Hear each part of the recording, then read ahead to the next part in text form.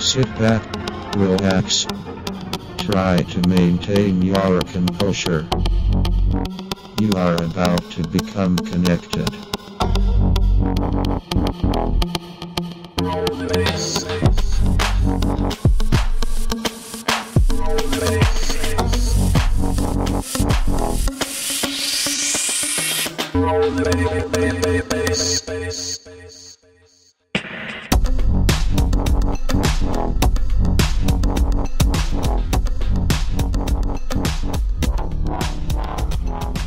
Okay, welcome to the fourth episode of the Connect podcast. We're recording. And we've got our very best friend here, Chris. Cook. Hello guys, how are you? Hi, good. Here we've got him along. He's the best socialite we know around Melbourne. Definitely. Definitely. Yes, he has that social aspect down pat. I like to get out and see what's happening. Like to get out and get involved. Many in the culture. scenes. Definitely. Give me a few wines and I don't hold back. A few wines. Turn Sharp Street to his bitch. Motherfuckers. I think we've seen Chris have a few wines or two. Definitely. So I thought we'd talk about the culture around Melbourne and the Melbourne social life, and what makes Melbourne such a fucking unbelievable place, and why we can't leave. No one can go. Well, you got nowhere to go because you were born here. Tess. Yeah, this is my native home. It's my native, but I'm from Brisbane originally, and Chris is from Christchurch. Christchurch, New Zealand. The fallen city. It's had a bad run the last couple of years. Actually, the whole of New Zealand's had a bad run with tornadoes, mining disasters, and earthquakes. But where else would you want to be but Melbourne? Then I guess. No, well, if buildings are falling down around your head, then you don't want to be anywhere near there. And you don't have to worry about earthquakes. That's right. But I've been living here for about 5 years now, and when I first got here, the shock of a big city, 4 million or so people living here. When did we meet you? We met you, how many years in? Well, I've been living here for probably about 3 months. 3 months when we met Really? you? We've known each other 4 years? Holy shit. Wow. 4 years. You've been there from the start. From the very start of our relationship, Sean and I. Yeah, when me and Tess first met, then, not first met, but when we first started really going out. Yeah. Well, I think it was a whirlwind romance for us all. It was. We all got involved and we went out and we partied and we really got to explore what Melbourne had to offer. We did. Well, that was when we were at our fullest potential of, experiencing the Melbourne party life. Yeah, party life. Yeah. And what, the social aspects of Melbourne had to offer. For us, I guess. We wanted to go to certain clubs, party, take drugs, get mental, meet people, spaz it up. Go back to the house and start bonfires. That's right. Start bonfires, that's right, yeah. I think Melbourne culture when I first arrived, for me. What was the difference between New Zealand and Melbourne, did you find? Well, the size. Definitely. Size. I'm coming from a city of 400,000 people where, you know a lot of people. And then, of course, you've got to narrow that down to your age group and the people who are wanting to go out and do the things that you want to do. Sure, yeah. And then I moved here and I thought Toorak Road was huge. I thought at the end of Toorak Road is where Melbourne might end. Yeah. But it goes on a lot further than that. That's right. You can drive. The thing is, Melbourne is amazingly amazing. Drive 2 hours and you're still in Melbourne. Well, amazingly, Melbourne is. It's the second biggest urban sprawled city, space-wise. Forgetting to get Google out every time. Melbourne is the second biggest urban sprawl city in the world. I think, but the actual size of Melbourne City itself, from what they call Melbourne City, because it goes all the way Sunbury and down stuff to now. I think. Yeah. Was Caroline Springs part of the city? Have you been googling jiu-jitsu techniques? Jiu-jitsu, I'm trying to do that Matrix thing, how you plug yourself into the internet and then you just look at jiu-jitsu and you learn it. I have yet to put it into practice, but I'm sure it's all there waiting. Yeah, it's ready to go when I least expect it. Click in. But yeah, so I first got here and I was overwhelmed by the size of the city. And about what was on offer. Yeah. And I wanted to go back home. So many opportunities. You wanted to go back home. Oh yeah, I this is me being a bit of a pussy boy maybe, but I rang my mum and I was like, I can't be here, this city's way too big. It's a big bad city, isn't it? And I was scared, I'd never seen so many homeless people before. Yeah. Yeah. What? Yeah, right. Isn't there homeless people in New Zealand, it's one of the most highest countries in terms of equality. Really? We're doing very well with that. So you wouldn't have many homeless people over there, yeah. See, that's what blew my mind when I went to the States. you got these 5-star hotels, you got this, and there's just homeless people everywhere. Like in San Francisco, for example, we went in and, we were like, oh, we'll lash out and we'll buy a nice hotel room because we've just been fucked over in Vegas. So we got this really nice hotel room, and then literally a block from the main streets in San Francisco where all the, culture and the nightlife and everything's going on, and you got third world conditions, bang.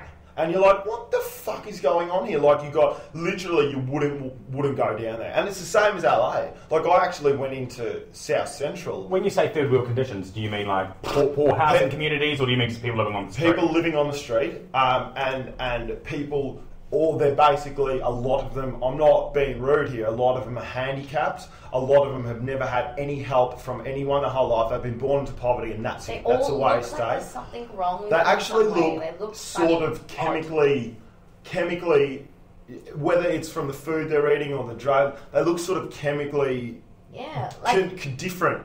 Like to almost the normal genetically, like something has happened to their growth. The amount of people I saw in wheelchairs, the amount of people I saw on crutches, the amount of people, and it's just because they haven't been able to get medical care when they need it, and these problems have just accumulated their whole life, and suddenly they can't walk, well, not suddenly, over the space of about, 10 years. So it's a bit of a cycle, the debt cycle. You get, you don't have enough money. I don't even have money. You've got no money, so you've got no health care. It's a lack of health care. Lack of health care, and also obviously the culture of America. And eat shit food and when I was speaking to people in I think in America you have to be looked after if you go in hospital, but then there's all these recorded cases, like massive amount of people who go in because they're in desperate emergency need of care. Then they have to run away from the hospital. Well, they have to find a point where there's no guards or no hospital staff, and they have to quickly run away. Do you think that obviously America has got a different healthcare system to Australia, but again, Australia and Melbourne for me has got a lot of homeless people. So what's the reason? Is it because there's not enough, not so much medical care, but care to get people back on their feet? Yeah. Well, I have no idea, but I do know that we're doing pretty well here compared to most countries around the world. Well, I mean, I think the way it works out, like America's got very extremely capitalist. I mean, Australia's capitalist, New Zealand's capitalist, but I think capitalist / socialist. That's where Australia's got a very socialist system. Well, I'm a socialist myself. To a degree, I'm not wanting to move back to Mother Russia and a job, but I'm a socialist in the sense that I believe that you ride on the back of others a lot of the time in society. You need your basics, don't you? You've got what you maybe your not even electricity you should pay, but you've got your healthcare. Yeah, that's all right. You got your healthcare, which should really come as an essential. Everyone should be looked after with a basic form of healthcare. You know what I mean? Like, is that too much to ask? If we're talking about someone looking after, because governments were originally made for the welfare of the people.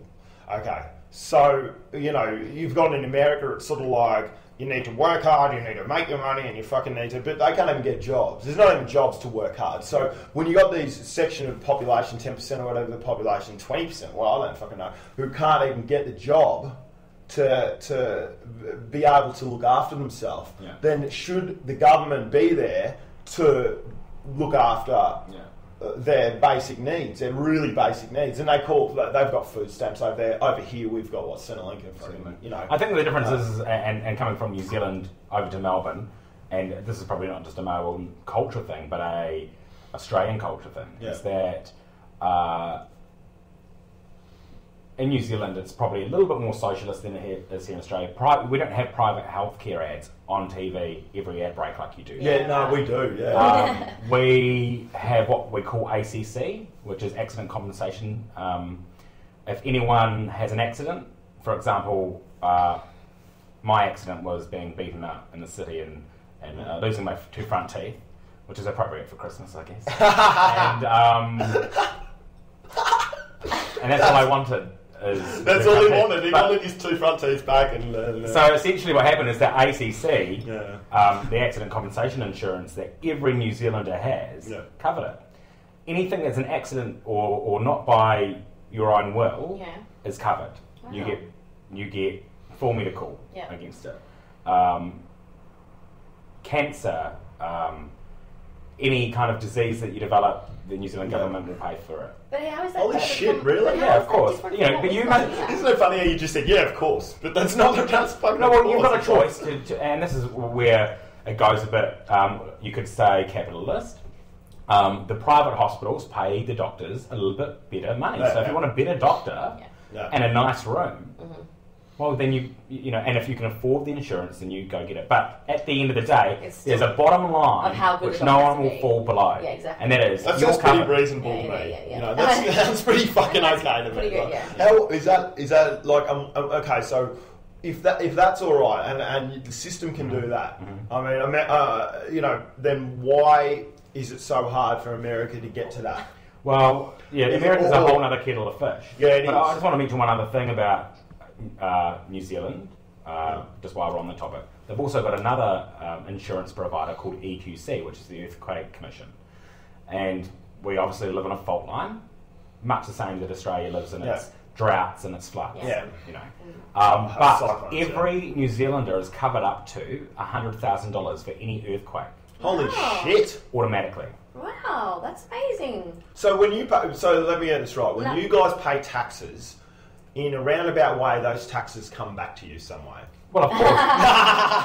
Why wouldn't New they? Zealand. Why wouldn't they? Yeah, well, then that's the thing. Well, when Americans pay you taxes, don't go to war. their taxes go to their army. Well, when big time. Well, when You know Americans what I mean? pay taxes, No. if you're earning the average wage or below the average wage, you pay the taxes. If you're earning, let's say, like a stockbroker, well, you pay stockbroker's tax, which is 15%. Yeah. Much less than what someone on a much lesser wage would pay. Yeah. Is there a special tax bracket for stockbrokers? They get for taxed people differently? yes, they do. They get taxed completely differently. So they make the world turn around. They make the money cycle. Because they're really creating something productive. They're really, every day. Really getting it They're creating Opportunity and money, aren't they?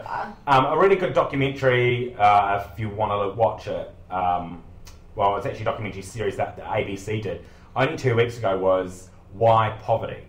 Yeah. And every night they had a different documentary on. They talked about Live Aid and celebrities' role in poverty. They talked about the banks and the economy's role in poverty. They also talked about different children growing up in different areas and what the opportunities would be and the poverty of one country, versus, let's say, the United States, which is always, the case study. The case study, because that's where, at the end of the day, ever since the United States barred the gold being representative of how much money you've got to actually just what the gold standard to what they've said, they kind of, everything gets weighed against them. Yeah. So that's why it was very, very interesting to watch that and to kind of, you think about how lucky we are to be, living here, and we've got computers and stuff, and then you look around the rest of the world and it's just absolutely munted. Well, I mean, like, it's munted. Yeah, it's munted. Well, I mean, the way you can decipher America in layman's terms is like, please wine all around. Put that in the fridge, man. Like, no, I like it at a nice 11 degrees. Is that what happens in New Zealand? But a nice 11 degree wine. No, it's summer, mate. It's getting up. But with the global financial crisis, the way that America decided to do it, when they got their bailout, they got their $11 trillion bailout, they used this term called trickle-down economics. Yeah. Alright, so they give the money to the richest and the people in the position, and they're supposed to trickle down that money. Well, they've got to pay their staff from Mexico. Because if we pay the CEOs more, of course they're going to give more money to their staff. Oh, because they're the job creators. They're the job creators. If they got that $11 trillion, this is a figure that I read. I can't remember the exact figure. You can probably Google it, but it's okay. It's not going to influence anything in any way. But if you got the $11 trillion, you spread that evenly amongst the population, every American would have had like $33,000 or $34,000. If instead of giving it to the banks, if you gave it to every American, then that's crazy. Every American would have had like $33,000 or $34,000. So I think it might have been 37. I don't know. Well, so you're saying that, and back to the culture in Australia and Melbourne, we all got $900. That was so weird, that thing, wasn't it? I remember that, but it doesn't even come to my thought. But what did you do with your $900? Oh, I'm pretty sure I spent it on drugs. I fucking love Kevin, right? But he gave everyone $1,000, okay? And to the drug dealers. Yeah, no, we did. I spent it straight up on fucking Put it in the black beer. market. Like, yeah.